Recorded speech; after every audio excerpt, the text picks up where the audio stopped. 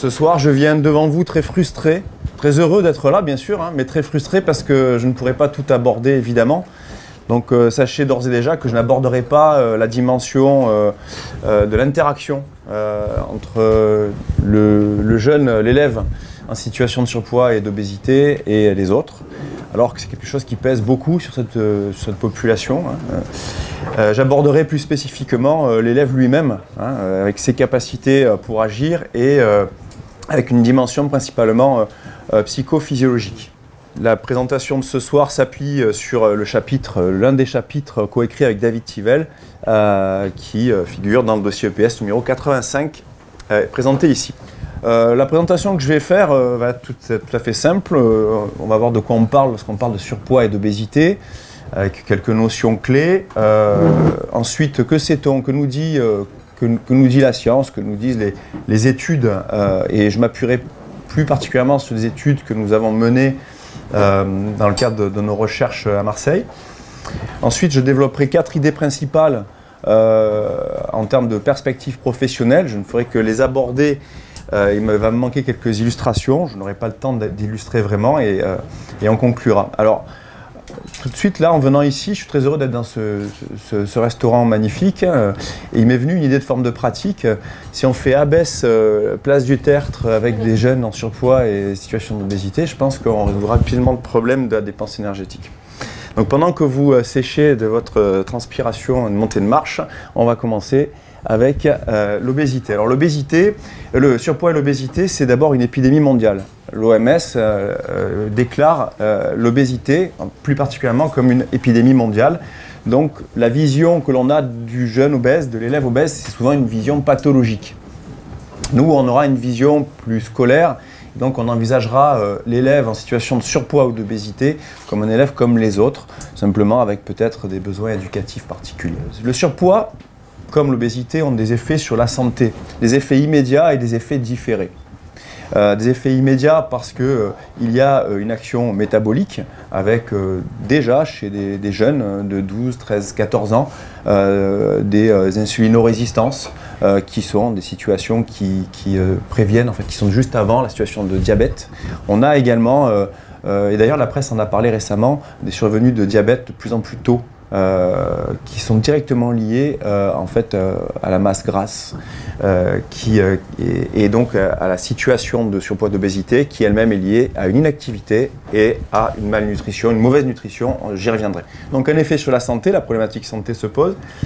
C'est aussi un problème professionnel pour nous, professeurs d'EPS, puisque dans vos classes, vous aurez 2, 3 obèses, 5, 6 en fonction des milieux dans lesquels vous intervenez et vous aurez peut-être 8, 10 élèves en surpoids. Donc c'est pas rien, c'est une réalité et on va voir donc comment envisager ces élèves-là dans cette situation dans le cours de PS.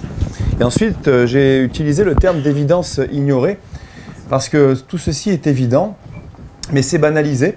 Et c'est ignoré, et en particulier, c'est ignoré par les textes officiels, par les programmes. Lorsqu'on regarde le programme collège 2015, l'obésité intervient une fois pour la SVT, pas pour l'EPS.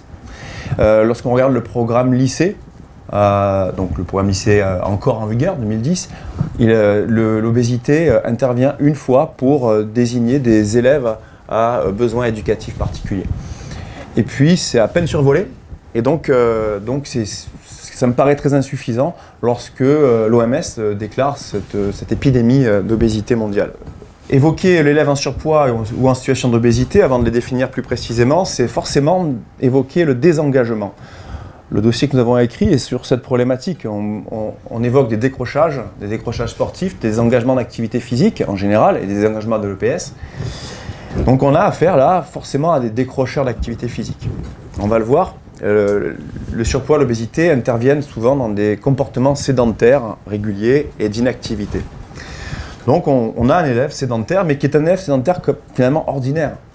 On pourra avoir des élèves dits entre guillemets normaux pondérés, hein, c'est pas un très joli terme, c'est comme ça qu'on dit hein, dans les articles scientifiques, normaux pondérés. Et qui aura exactement les mêmes caractéristiques de sédentarité et de mauvaise nutrition. On va essayer donc de passer de ce décrocheur d'activité physique à un élève réengagé dans les activités physiques et en EPS. Et dans ce cadre-là, pour le réengager, on va le considérer comme un élève à besoin éducatif particulier. Surpoids, obésité, de quoi parle-t-on? Je ne vais pas m'étendre trop là-dessus, ce n'est pas le sujet, on n'est pas dans un colloque de médecine, mais simplement, pour être clair là-dessus, c'est défini, le surpoids et l'obésité sont définis par l'IMC, l'indice de masse corporelle, qui se calcule tout à fait simplement en divisant le poids par la taille au carré. Tout le monde connaît ça. On peut analyser plus finement la composition corporelle avec du calcul par impédance-métrie de masse grasse, masse maigre, masse hydrique, etc. Et on peut également, avec des équations, calculer grâce au pli cutané, qui va prendre en compte l'épaisseur graisseuse sous-cutanée, on peut calculer également un taux de masse grasse. Bon, la petite formule qui va bien là est tout à fait efficace pour définir en fonction des courbes de corpulence qui sont présentées ici, eh bien, si l'on est en surpoids ou en obésité. Donc c'est les statistiques qui prévalent pour définir cela. Alors le surpoids, on le voit, c'est, donc je ne sais pas si c'est bien visible à l'écran, c'est 32,3% de la population française de plus de 15 ans.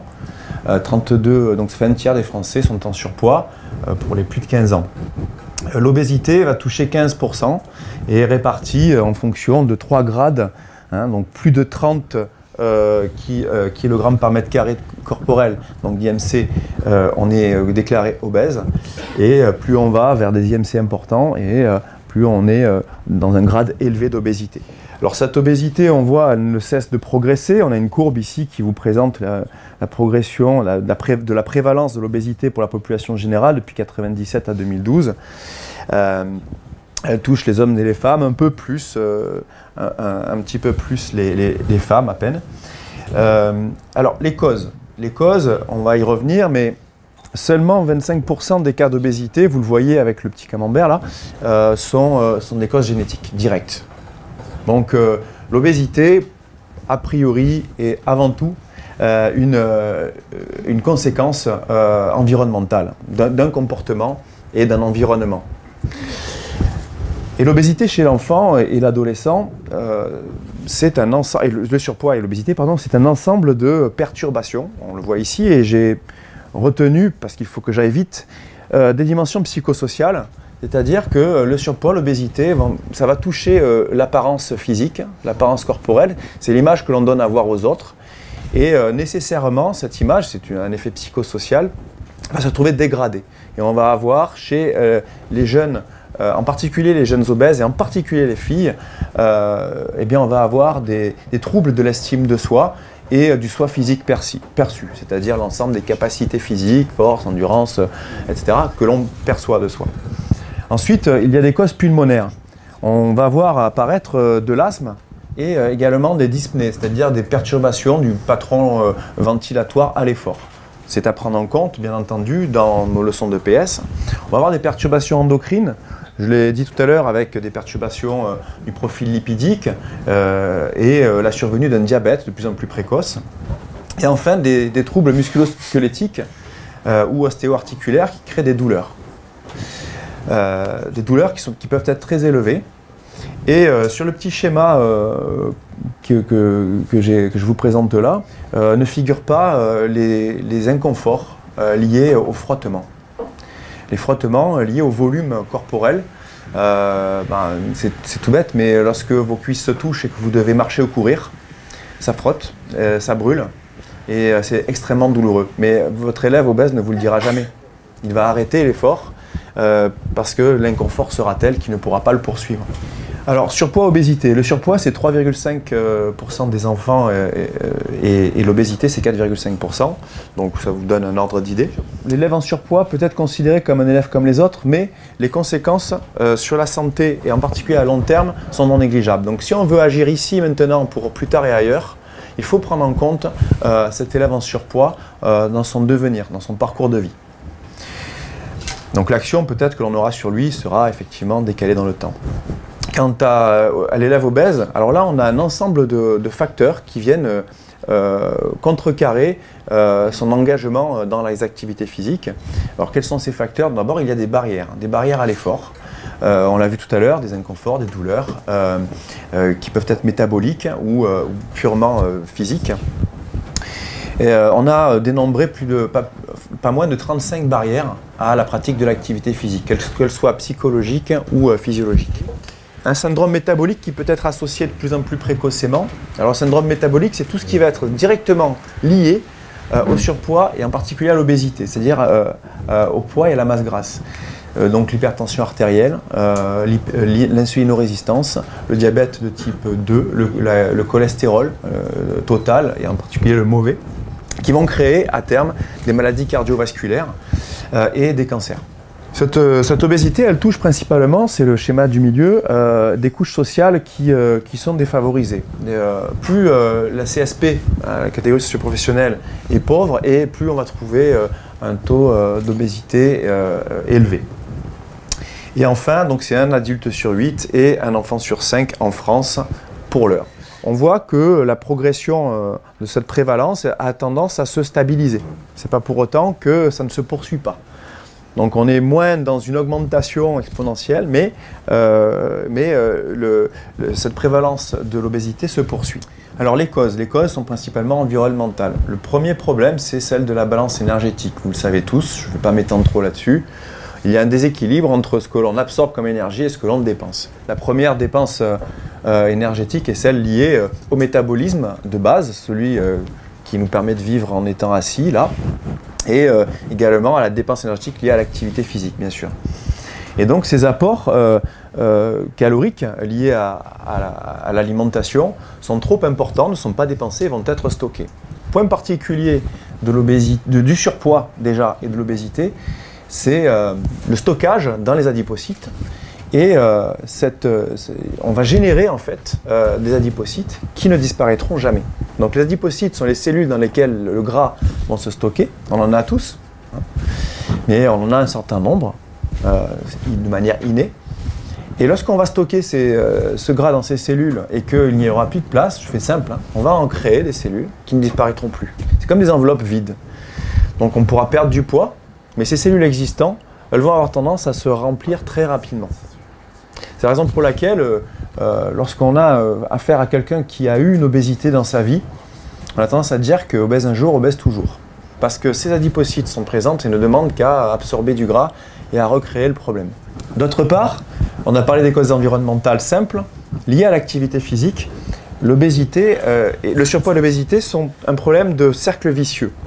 Et nous, on va essayer de remplacer ce cercle vicieux par un cercle vertueux, bien entendu, qui consistera à réengager les élèves dans l'activité physique, dépenser de l'énergie et mettre en place des situations plus confortables de pratique, de manière à ce que cette pratique devienne une habitude de vie. Que se passe-t-il? J'ai pas beaucoup de temps, je ne peux pas trop le développer, mais l'obésité, la sédentarité et la faible forme qui sont associées vont amener des réactions psychologiques et physiques qui vont être mémorisées. Et donc dès lors que l'enfant ou l'adolescent va être remis dans une situation d'exercice, il va mettre en place un certain nombre de stratégies d'évitement pour ne pas souffrir comme il l'a fait par le passé, par son vécu. Si on veut résumer ça, c'est très simple, hein, l'inactivité va amener de l'obésité, cette obésité ou ce surpoids va engager encore plus d'inactivité et on n'en sort pas. Donc le PS a un rôle tout particulier à jouer là-dedans. Je ne suis pas en train de dire que le PS doit devenir une discipline qui consiste à lutter contre l'obésité en France. Mais il y a un rôle tout particulier dans cette compréhension du phénomène et ce réengagement dans l'effort des élèves qui sont touchés. D'autant plus que ces élèves, ils sont touchés, auxquels on s'adresse, ils ont 11 à 18 ans, hein, donc ils ont la double peine de la puberté et de l'adolescence. Puberté, donc la maturation physiologique qui va provoquer des perturbations, et l'adolescence qui va, donc d'un point de vue plus psychologique, va également provoquer des perturbations. On peut noter notamment que on sait que l'enfant a des caractéristiques physiologiques qui sont très proches de l'athlète entraîné. On le sait grâce à de récents articles, notamment de Sébastien Rattel, qui proposent une très belle revue de la littérature actuelle là-dessus. Donc cet enfant qui est taillé pour le sport, quelque part, hein, pour l'effort, plus généralement, il va se prendre une peine avec une modification de son profil métabolique. Il va engager beaucoup moins facilement sa filière aérobie, donc il va avoir plus de fatigue à l'effort. Et s'il porte en plus sa propre charge corporelle et qu'il a des douleurs articulaires, ça sera beaucoup plus compliqué pour lui que de s'investir dans les activités physiques.